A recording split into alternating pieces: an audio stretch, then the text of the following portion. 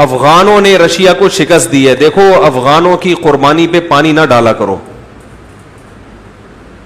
افغانوں نے بہت بڑی جنگ لڑی ہے سوویت یونین سے. رشیا نے مختلف ریاستوں کو نگلنا شروع کیا تھا. ازبکستان کھا گیا, آذربائیجان کو بھی کھا گیا. وہاں کے مسلمان نہیں ٹھہر سکے اس کے سامنے. بہت طاقتور تھا, بہت ظلم کیا اس نے. اسی نیت سے آیا وہ افغانستان. لوگ کہتے ہیں امریکہ اور روس کی جنگ تھی, تو اس وقت کیوں نہیں چھڑی گی جب آذربائیجان میں روس آ گیا تھا؟ اس وقت روس اور امریکہ نے جنگ کیوں نہیں چھڑ دی؟ نہیں یار, سمجھ میں کیا کریں بھائی. جب ترکمانستان پہ روس نے قبضہ کیا تو اس وقت امریکہ نے جنگ کیوں نہیں چھیڑ دی؟ رشیا کے مقابلے میں کیوں نہیں آ گیا؟ ہوا یہ ہے کہ جب افغانستان آیا رشیا, اور اس نے افغانستان میں بھی مکمل تسلط قائم کیا, تو اس کو یہ خواب و خیال میں بھی نہیں تھا کہ مجھے یہاں سے واپس جانا پڑے گا, کیونکہ اس نے سوچا تھا میں اتنی بڑی بڑی ریاستوں کو ہڑپ کر گیا, اس کو بھی ہڑپ کر چکا ہوں. یا تو شروع میں ہو جاتا نا بھائی, شروع میں لڑ کے مجھے گھسنے ہی نہ دیتے, اب تو گھس کے ہر محکمے پہ قبضہ کر لیا میں نے. افغانوں نے الحمدللہ غلیلوں سے اور پتھروں سے لڑائی کا اور آغاز کیا. وہیں کے مدارس کے علماء, طلبہ اور جو لوگ دین سے جڑے ہوئے تھے. افغان آرمی بھی کس سے مل گئی تھی؟ رشیا کے ساتھ. حکومت بھی اس سے مل گئی. ایسے موقع پہ اسباب کی دنیا میں لڑنا ممکن نہیں ہے, مگر افغانوں کی عظمت کو کروڑ ہا مرتبہ سلام. 16 لاکھ سے زیادہ انسانوں کی قربانی دی اور روس کے تسلط کو برداشت نہیں کیا. اور وہ ہاتھی جو اپنے پنجے گاڑ چکا تھا, اس ہاتھی کسی کے اوپر پاؤں رکھ کے کھڑا ہو جائے نا تو منت سماجت کر کے تو اس کو ہٹایا جا سکتا ہے. ہم نے یہ منظر دیکھا ہے تھائی لینڈ کے جنگلات میں. ہاتھی جب سامنے آگے کھڑا ہوتا تھا نا تو وہاں ہوش ہوش کرنے پر پابندی تھی, ٹھیک ہے نا. جیسے بلی آ جائے نا ہوش کر کے بھگاؤ, کتا ہے تو آپ ہوش ہوش کرو, ڈر جاتا ہے. ہاتھی جب غصے میں ہو اور سامنے آ جائے تو وہ ہوش ہوش سے یہ نہیں کہ چل یہاں سے بھاگ, وہ ایک سونڈ لہرائے گا اٹھا کے پھینک. اس کا طریقہ ہوتا امن شانتی کے ساتھ, تمیز سے. آپ ایسے کھڑے ہو جاؤ اور قومی ترانہ شروع کر دو بہت, کیونکہ وہ تو ہاتھی ہے, اس کے لیے قدم آگے رکھنا آسان ہے, قدم اٹھانا مشکل ہے. اور آپ اس کے قدم کو ایسے اٹھاؤ ہاتھ سے پکڑ کے, وہ تو دوسرا قدم بھی رکھ دے گا. رشیا کو سفید ریچھ کہا جاتا تھا, سفید ریچھ. ظلم اور بربریت کی داستانیں قائم کی تھی افغانستان میں. اللہ افغانوں کو جزائے خیر دے, جنہوں نے اتنی قربانیاں دی ہیں, اتنی قربانیاں دی.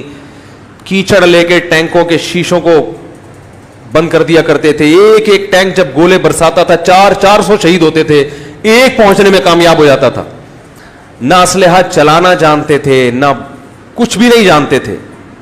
غلیلوں سے, ڈنڈوں سے وہ جانتے تھے. انہوں نے کہا کہ ہم خدا کے وجود کا انکار کرنے والا اس کو اپنے ملک میں برداشت نہیں کریں گے. یہ تو اللہ کا منکر ہے. میں یہاں پاکستان میں ایسے چرسیوں سے بھی ملا ہوں جو چرس پیتے ہیں مگر وہ روس کے دور میں لڑے ہم. میں نے کہا یار تم تو چرس بھی پی رہے ہو, لڑ بھی رہے ہو, یہ کیا ہے بھائی؟ وہ ایک آدمی سینما گھر کی لائن میں کھڑا ہوا, کہہ رہے ٹکٹ دو. کیوں بھائی؟ کہہ رہے مجھے نماز کی دیر ہو رہی ہے, جلدی دو بھائی. بولے یار نماز کی دیر بھی ہو رہی ہے, فلم بھی دیکھ رہا ہے. تو میں نے کہا یہ چرس بھی چل رہی ہے اور تم بول رہے ہم نے ادھر اس وقت بھی پیتے تھے. کہہ رہے مورچے میں بیٹھ کے پیتا تھا اس وقت. میں نے کہا یار مورچے میں بیٹھ کے چرس بھی پی رہا ہے اور لڑ بھی رہا ہے. کہہ رہے یار لڑ اس لیے رہے ہیں کہ ٹھیک ہے ہم اللہ کے نافرمان ہیں, مگر اس خدا کے وجود کا انکار کیا جا رہا ہو. وہی مثال ہے نا باپ والی کہ بھائی باپ کی بات نہیں مانتے, مگر آپ کے باپ کا کوئی گریبان پکڑ کے کھڑا ہو جائے آپ کے سامنے, پھر تھوڑی آپ کہو گے یار میں ابا کی مانتا نہیں ہوں تو کوئی بات نہیں. بولو گے بھائی میں نہیں مانتا, میرا ابا اپنے ابا سے میرا تعلق. آپ کون ہوتے میرے باپ کا گریبان پکڑنے والے؟ تو غیرت کا مسئلہ ہے. تو اس افغانی نے مجھے کہا کہ ہم اپنے دین اور مذہب کے لیے گردن کٹا دے گا. اور اس وقت امریکہ نے ایک فلم بنائی تھی کمانڈو کے نام سے, یہ پتہ نہیں کس نام سے. میں نے وہ فلم, مجھے کسی نے ڈاکومنٹری دکھائی, اس پہ کلپ آ جائے گا, فلمیں دیکھتے ہیں. اس میں کوئی عورت نہیں تھی, وہ ایک پی کے فلم پہ میں نے تھوڑا سا تبصرہ کیا تھا, حالانکہ وہ بھی میں نے نہیں دیکھی, وہ بھی کسی نے مجھے شارٹ کلپ صرف اس کے ایمان افروز تقریر جو کی تھی نا اس کی دکھائی, تو اس پہ اتنا تماشا بن گیا تھا. تو امریکہ نے اس وقت فلم بنائی تھی, اس وقت اس فلم میں دکھا, عورت نہیں تھی اس فلم میں کوئی, میں نے اس کی کلپ دیکھے ہیں اور اس کا اردو ترجمہ بھی ہے. تو اس وقت وہ ایک امریکی جرنیل کو ڈاکومنٹری بنائی نا, جرنیل کو رشین نے پکڑ لیا کہ تم یہاں, وہ آیا تھا اپنے کسی فوجی کو چھڑانے یا کوئی صحافی کو چھڑانے کے لیے, تو اس وقت اس نے کہا کہ تم جس, امریکی کہہ رہا ہے رشین سے کہ تم جس قوم سے لڑ رہے ہو وہ قوم سر کٹانا جانتی ہے, سر جھکانا کم. کیسے امریکہ ان کے فضائل بیان کر رہا تھا یار, دیکھو. میں نے کہا یار وہ تمام مولویوں کی تقریر ایک طرف, یہ امریکہ کا بیان, ہائے ہائے ہائے. اور سورہ وہ فلم ان کے سینما گھروں میں دکھائی گئی کہ امریکی کمانڈر کہہ رہا ہے کہ تم جس قوم سے لڑ رہے ہو وہ قوم سر کٹانا جانتی ہے, سر جھکانا. آج یہ سارا کریڈٹ جو لبرل لوگ ہیں نا, جو جہاد کو نہیں مانتے, وہ سارا کریڈٹ کس کو دے دیتے ہیں؟ یہ تو امریکہ کی جنگ تھی, روس کی جنگ تھی, یہ تو یہ تھا.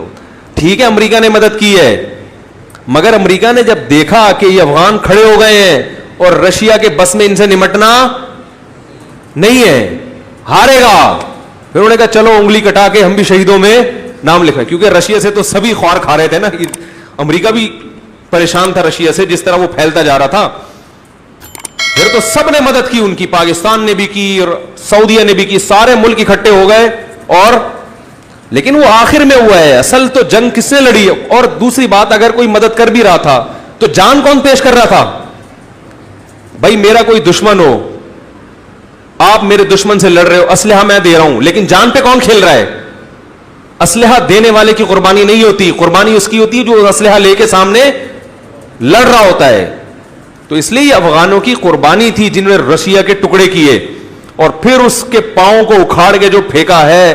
اگر یہ جنیوا معاہدہ نہ ہوتا تو افغانستان رشین آرمی کا قبرستان بنتا, ہم ازبکستان نہ جاتے, ہم رشین کے ہول سیل کے حساب سے قبریں دیکھنے کے لیے کہاں جاتے؟ افغانستان. امریکہ بڑا سمجھدار تھا, اسی لیے اس نے افغانستان میں وہ طریقہ اختیار نہیں کیا جو کس نے کیا؟ اس نے آ کے الیکشن کروا کے پٹھانوں کی حکومت ہی بنائی. ٹھیک ہے جو مرضی سیاست کی اس نے, لیکن اس نے کہا پنگے بازی, ٹھیک ہے نا, ڈائریکٹ اس طرح سی پنگے بازی صحت کے لیے نقصان دہ. ابھی وہاں دینی مدارس بھی, اگرچہ حکومت امریکہ کی ہے اور لڑائی ہو رہی ہے وہاں پہ, حالات ابھی بھی کنٹرول میں نہیں ہے, لیکن وہ بدحالی نہیں ہے جو رشیا کے دور میں تھی. مدارس ہیں, مساجد ہیں, نمازیں ہو رہی ہیں. رشیا نے آ کے سب ختم کر دیا تھا, تو ایسی اس کو چپت لگی پھر رشیا کو کہ وہ دنیا نے عبرت حاصل کی کہ بھائی ان کے مذہب کو مت چھیڑو. سمجھ میں آ رہی ہے بات؟ کچھ بھی کرو ان کے مذہب کو مت. ابھی اب امریکہ ہے مگر مذہب کو نہیں چھیڑا, اسلامک یونیورسٹیاں بھی ہیں اور اماموں کی تنخواہیں بھی ہیں اور عدالتوں میں شریعت بھی نافذ ہے, علماء بیٹھے ہوئے ہیں عدالتوں میں. لیکن بہرحال ایسے حالات نہیں ہے جیسے پہلے ہوا کرتے تھے افغانستان کے, اور چل رہا ہے ابھی بھی سلسلہ. تسلط ابھی بھی قائم نہیں ہوا, معاہدے ہو رہے ہیں, دونوں کے بیٹھ کے میز پہ بیٹھتے ہیں اور بغیر کسی نتیجے کے. طالبان کا ایک ہی دعویٰ ہے کہ پہلے فوج لے کے جاؤ, وہ کہیں جی لے کے ہی جانا ہے تو پھر مذاکرات کس بات کی کرنے بھائی. وہ کہہ رہے ہیں نہیں بیٹھ کے مذاکرات. تو یہ چل رہا ہے, دعا کرے کوئی خیر کی صورت نکلے, افغانستان میں امن قائم ہو. تو بات کو میں ختم کرتا ہوں. تو جب افغانوں نے اس کے قدم کو اکھاڑا ہے تو الحمدللہ پھر وہ اپنے ہی ملک میں پنپنے کے قابل.